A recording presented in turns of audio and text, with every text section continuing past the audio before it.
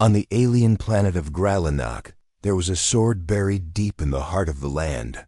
It stood alone in an open field of black stones and glowing blue grass.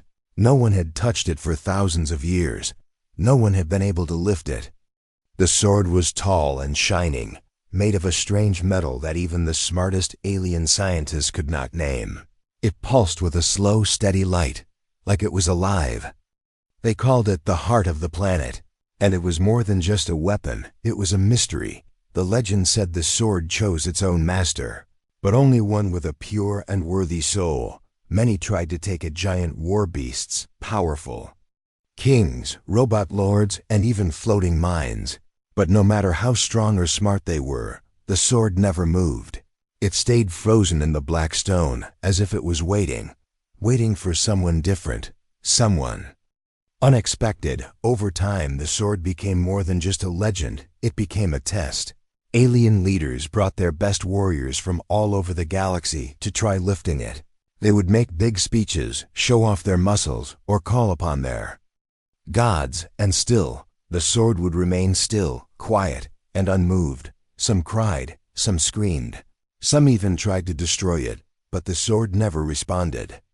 A temple was built around it, guarded day and night, filled with lights, statues, and ancient scrolls.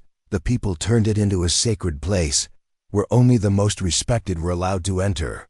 Only those who passed the trials of strength, mind, and spirit could even approach it. And still, they all failed.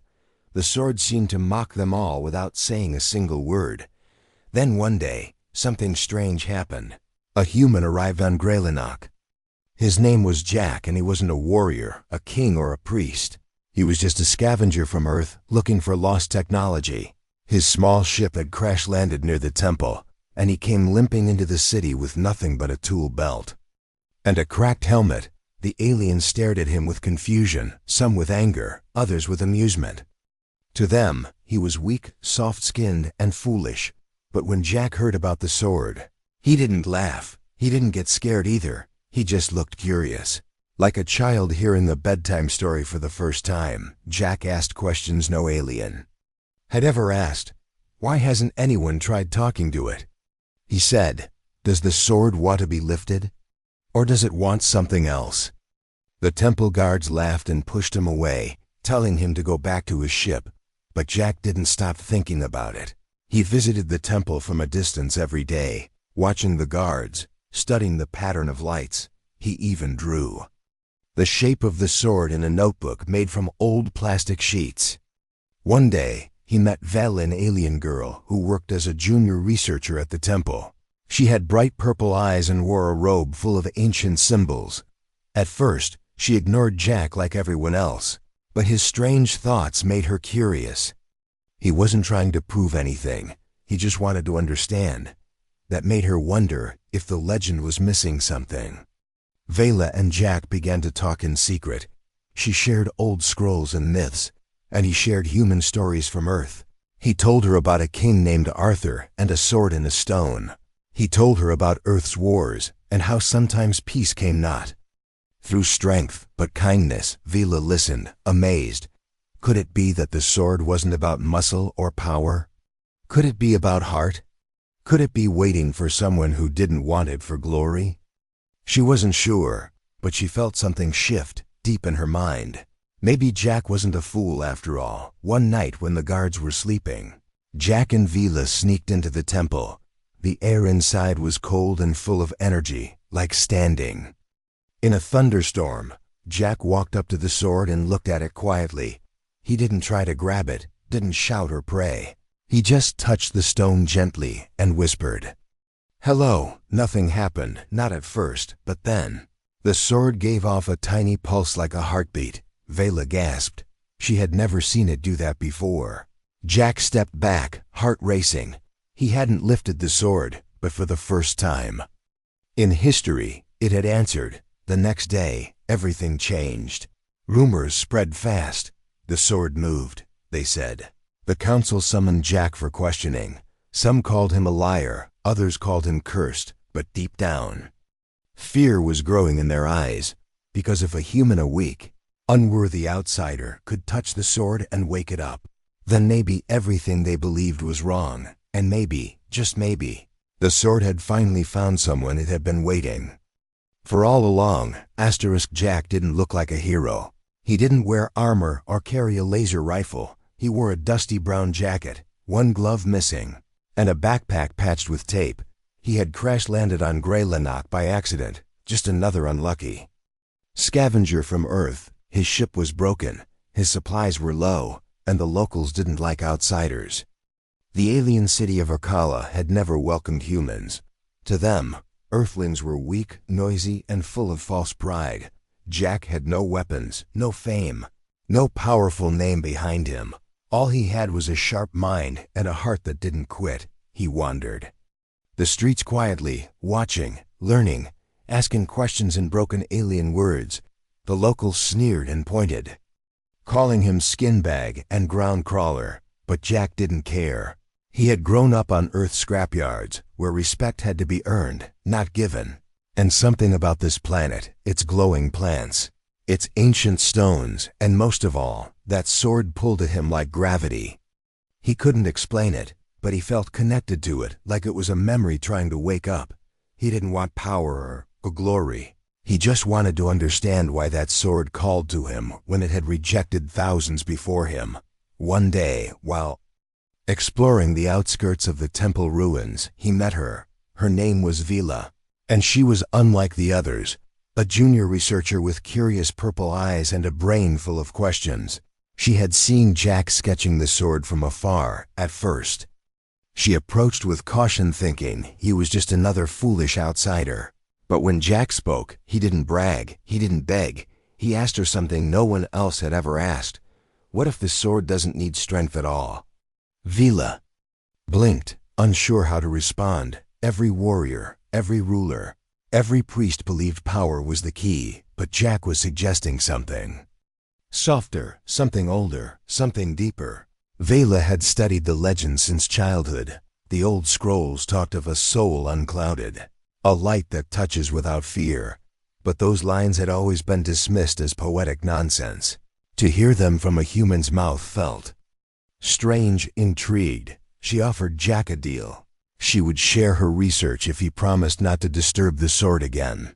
Jack agreed, but deep inside, he knew he would return, not to take the sword, but to listen to it over the next few days. Vela and Jack became unlikely partners. She taught him to read ancient symbols, and he taught her Earth languages and ideas. He told her about Earth myths, about a king who pulled a sword from a stone, about a boy with no strength who defeated a giant with a stone and courage. Vila laughed at first, but then she started to think. Maybe strength wasn't just muscle. Maybe real strength was in the choices one made when no one was watching. Late one night, under a twin-moon sky, they returned to the temple, not to break in but to sit near the sword and observe. Jack asked Vila to close her eyes and listen, not with her ears, but with her heart. The silence around the sword wasn't empty, it was heavy, full of waiting. Jack walked closer, but didn't touch it this time. He whispered softly, "I'm not here to conquer you, I'm just here to understand." Again, the sword pulsed, a faint glow at its core, like a breath held for centuries. Vela gasped, "It's responding to your voice." Jack nodded slowly, not proud, just amazed. "I think it's been alone for a long time," he said. "It's not a weapon, it's a listener." News of their secret visit spread faster than wildfire. Temple guards arrested Jack the next morning, dragging him through the city square. Crowds gathered, shouting for punishment, calling him a desecrator. But Vila stood up in front of them all, shouting back. He didn't harm the sword, he spoke to it, and it listened. The High Council was furious, but also afraid, because no alien in thousands of years had made the sword react. And now a human, a forgotten outsider, had stirred its ancient soul. The elders debated in silence. Some said to execute Jack as a heretic. Others demanded he be studied, tested like a lab rat. But one voice, an old priest with eyes like stone, said something different. If the sword responded to him, then perhaps we must ask, why did it never respond to us? That question shook the chamber to its bones. It wasn't just about the sword anymore. It was about the truth behind it, the reason it existed, and what it truly wanted. Locked inside a stone cell, Jack stared at the sky through a tiny crack. He wasn't angry, just tired. He had touched something ancient and beautiful, and now he was alone again. But even in chains he felt it. A presence, a connection. Like the sword was still watching him, not judging, not warning, but waiting. For the next moment. Waiting for something greater than strength. Something only Jack might one day uncover. The prison cell was cold, but Jack's mind burned with questions. Why had the sword pulsed when he spoke? Why did it react to his presence, when alien champions had stood before it for centuries without a whisper? He had no answers, only a strange feeling deep in his chest, a warmth that wouldn't go away. He wasn't afraid of the council, the guards, or even death. He was only afraid that no one would listen to what the sword was trying to say. Vela couldn't sleep. She walked through the temple halls like a ghost. Her mind racing with Jack's words, she remembered every moment, the way the sword pulsed softly, the way it felt like it breathed. None of their machines had ever picked up that signal, but Jack had, just by being there, and that scared her more than anything she had ever studied. The next day, Vela returned to Jack's cell in secret. She brought him food, clean water, and more importantly, hope. "I think the sword wants something," Jack said quietly. "Not just to be lifted, but to be understood." Vela nodded. "I've been thinking the same thing." Together, through the bars, they talked for hours, not about strength, not about war, but about memories, stories, and feelings. Jack told her how he had once held his dying brother's hand on Earth. He had been powerless, but in that moment, his presence had given comfort. "I think the sword feels something similar," Jack whispered. "Loneliness."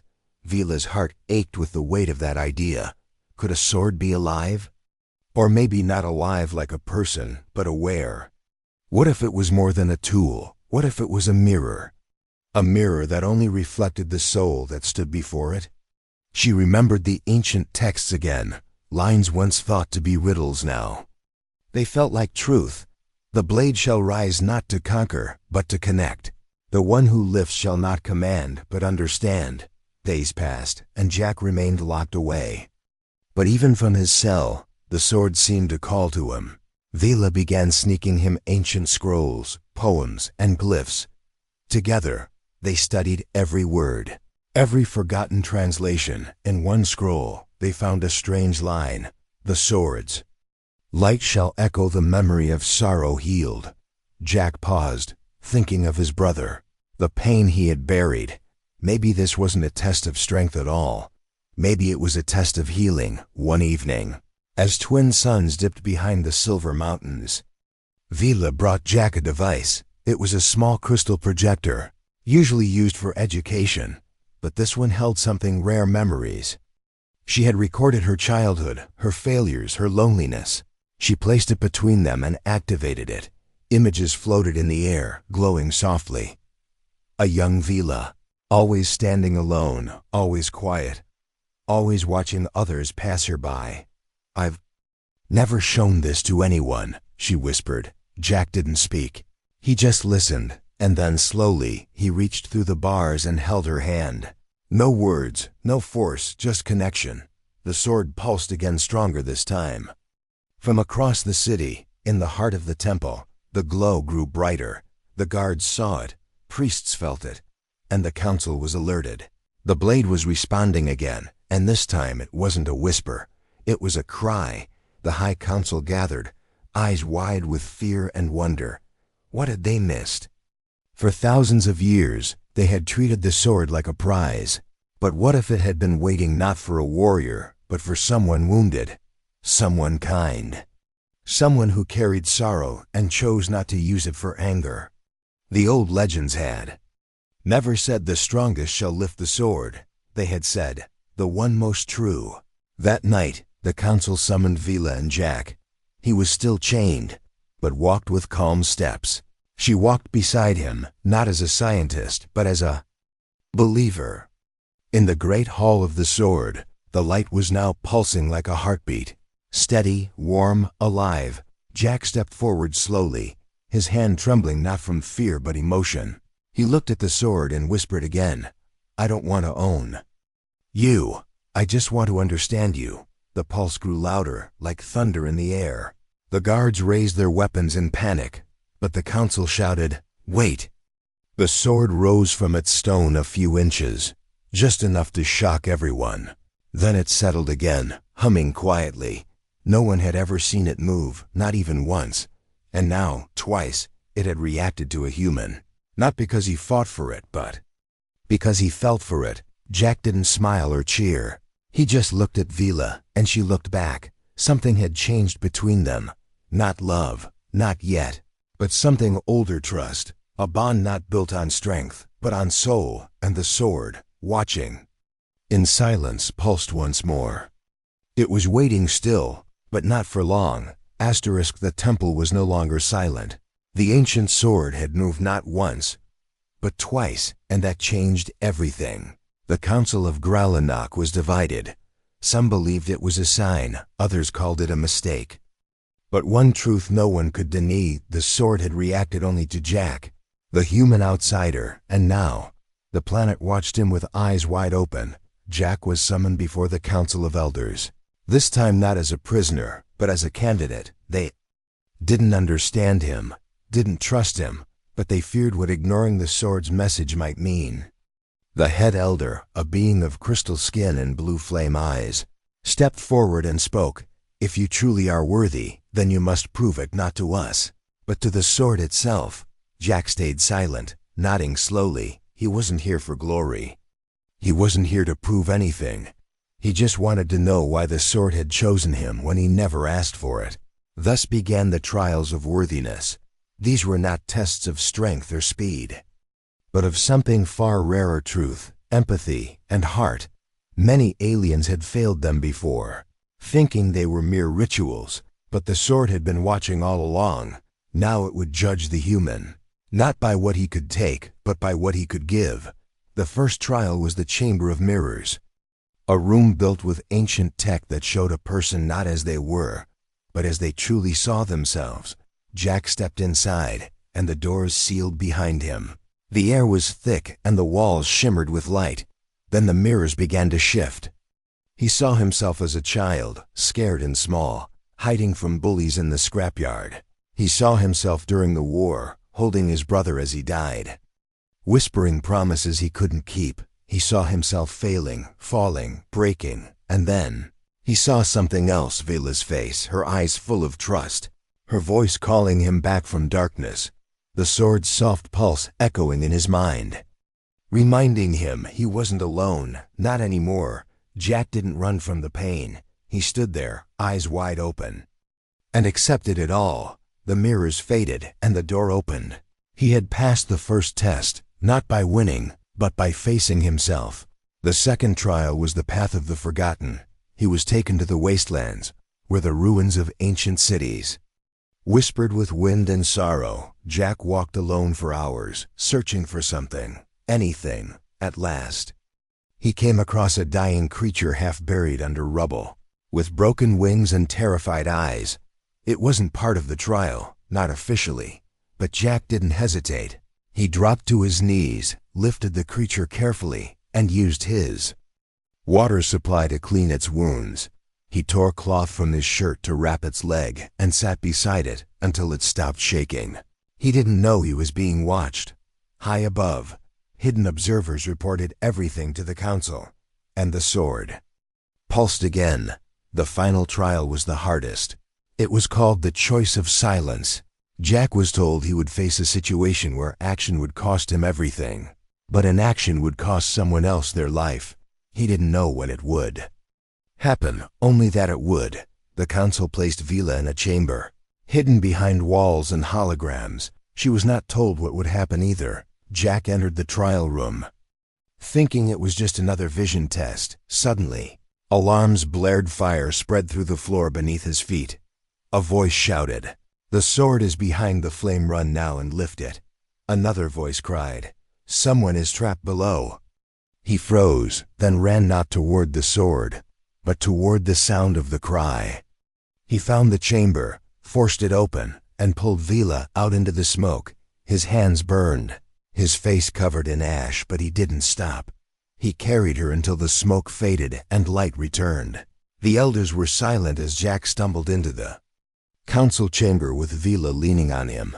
The sword, still resting in stone, shined brighter than ever before. Its light filled the room like a sunrise after a long night. Everyone knew what it meant. Jack had passed the trials, not with strength, but with soul. He had chosen a life over a weapon. He had chosen empathy over power. Vila looked up at him with tears in her eyes. "You were never trying to prove anything," she whispered. Jack shook his head. "I just did what felt right." And in that moment, even the most skeptical elder understood. This was not the human they thought he was. This was the one the sword had waited for across time and space. The final moment had not come yet. The sword remained in its stone, waiting for one last step. But the planet held its breath, because the trials were over, and the outsider had done the impossible. He had been tested by truth, pain, and choice, and the sword had not just seen him, it had begun to believe in him. The temple was quiet, but it wasn't empty. The sword stood in its stone like always, but its light had changed. No longer soft and silent, it now glowed with a steady hum, as if it was waiting, not for another test, not for more trials, but for one simple act, the act of being chosen back. Jack stood just beyond the steps of the sword's platform. His clothes were torn from fire and smoke, his hands still bandaged from saving Vela. He had passed every trial, not with power, not with tricks, but with choices that came from his heart. Yet he didn't rush toward the sword. He looked up at it like a man standing at the edge of the sea. Still, uncertain, respectful, aliens filled the hall, whispering, watching, wondering. Even the elders said nothing, their ancient robes brushing the floor as they stood in silence. Vila was beside Jack, limping from the fire but standing tall. "You don't have to do this," she said quietly. Jack looked at her with tired eyes and replied, "I know." Then slowly he walked forward, one step at a time. Each step echoed through the temple like thunder, but Jack didn't hear it. He was inside his own mind now. He remembered his brother's voice, calling him brave when he never felt brave. He remembered Earth's broken cities and the people he couldn't save. He remembered the lonely nights on Greylanok, sleeping under a strange sky, and then he remembered Vila's hand in his, the warmth, the trust, the light in her eyes when she said, "You see what others ignore." That memory stayed with him as he climbed the final step. The sword was right in front of him now. It was taller than him, its blade humming like a song from another time. The metal shimmered, color shifting slowly like the surface of water. He didn't speak, didn't cry, didn't pray.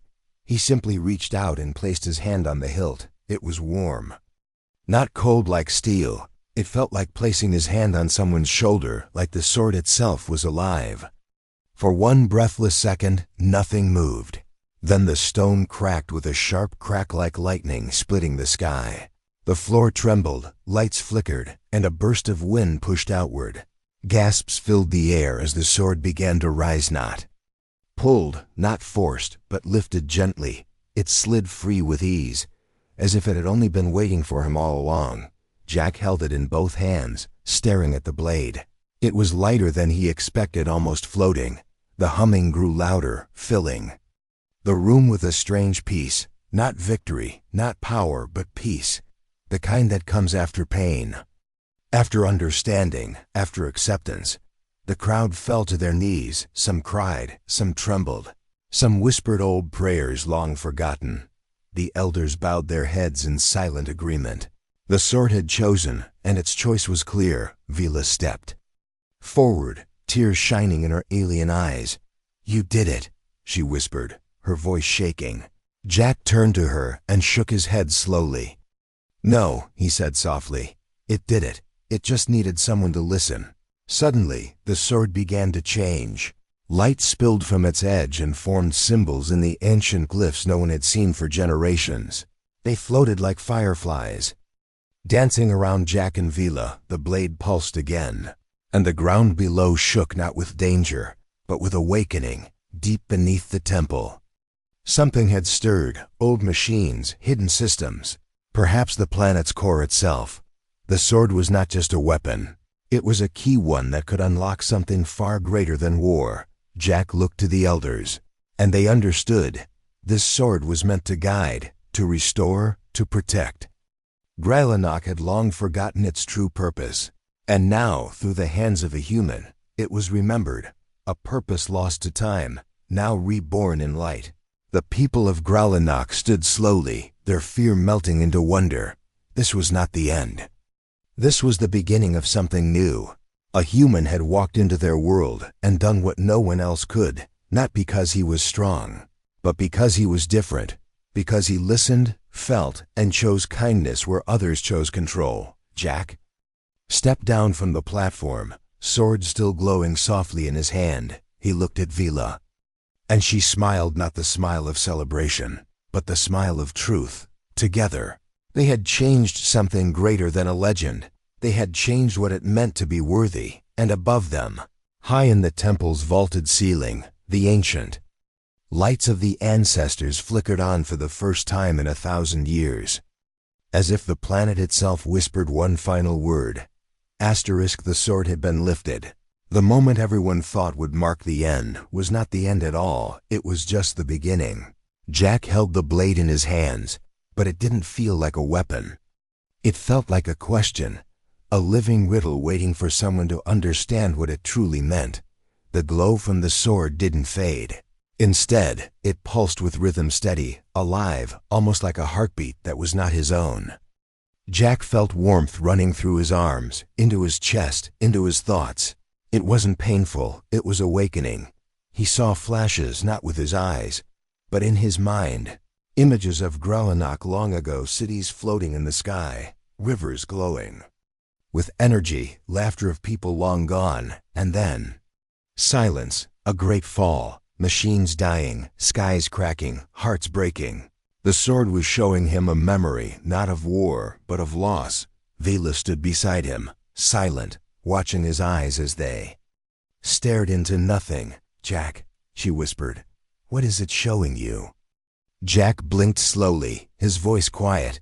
It's not a blade, he said. It's a message. The High Council leaned forward as he spoke. They had protected the sword for generations, not knowing its purpose, only its legend. Now a humana, stranger from a forgotten planet, was unlocking truths buried for millennia. Jack turned to them and said, your planet is dying. The hall fell still. Gasps echoed across the walls, some in fear, others in disbelief. The core is unstable, Jack continued. The sword is not a tool of war, it's a conduit. It was made to guide energy back into balance, to connect the broken systems of this world. Vila opened her tablet and scanned the blade's energy. Her eyes widened. He's right, she said. The pulse matches the planet's magnetic field, except it's broken. She turned to the council. We thought the earthquakes were natural, but they weren't. They were warnings. The sword had not been waiting for a warrior. It had been waiting for someone who would listen to the planet's cry for help, and it had chosen Jack. Not because he was strong, but because he was willing to feel what others ignored. The elders fell into deep discussion. Some still wanted to treat the sword like a holy relic, but others, especially the younger leaders, believed this was the time for change. Grallanok could not survive another collapse. Their ancestors had built a network deep under the planet's surface, an ancient energy web that stabilized life. But long ago, it had shut down. Only the sword could reactivate it, but only in the hands of one. The sword accepted. Jack stood before a map of the planet, glowing lines across its crust showing the hidden pathways of power. One of those lines led to a place called the Hollow Heart, an ancient chamber deep underground, sealed for over 10,000 years. It was the center of everything. If the sword could be placed there, it would restore the balance, but reaching it would not be easy. The Hollow Heart was located in the Forbidden Zone, a region twisted by time, storms, and strange magnetic fields. No one who entered had ever returned. The wind screamed like lost voices, the sky turned purple, and machines went dead in seconds. Jack looked at the sword, then at Vela, and said quietly, "I'll go." She didn't try to stop him. She simply placed her hand on his and said, "Then I'm going with you." The council prepared a transport, but no ship could fly through the forbidden zone. So they used the old way on foot, through hidden paths once used by the ancestors. It would take 3 days to reach the Hollow Heart. They traveled through shattered mountains, glowing forests, and lands cracked with ancient fire. The sword's glow lit the way, protecting them from the strange energy that made compasses spin and tech fail. Jack carried it carefully, as if it was alive, because now he believed it was. On the second night, they camped near a cliff that overlooked a valley of broken stone. Vela sat beside Jack, the fire flickering in her eyes. "Do you think the sword will really fix the planet?" she asked. Jack stared into the flames, then answered, "I don't think it's about fixing. I think it's about healing. Just like us." She didn't reply, but she leaned closer, resting her head on his shoulder, and for a brief moment, there was no danger. No mission, just two souls connected by something ancient and gentle. The sword pulsed softly in the dirt beside them, like it agreed. The next day, they saw it, the Hollow Heart, a massive stone gate carved into the ground. Guarded by machines made of crystal and dust, the ground vibrated beneath their feet, as if the planet itself was breathing slowly. Jack stepped forward, lifting the sword into the air. The machines awakened, not to attack, but to kneel. The gate opened, and a deep light rose from within. Vela looked at him and whispered, "This is it." Jack nodded. "Let's finish what the sword started." And together, hand in hand, they stepped into the darkness not to fight, but to awaken. A world that had been waiting for them. The Hollow Heart was not just a place, it was alive. As Jack and Vela stepped through the ancient gate, the world around them seemed to breathe.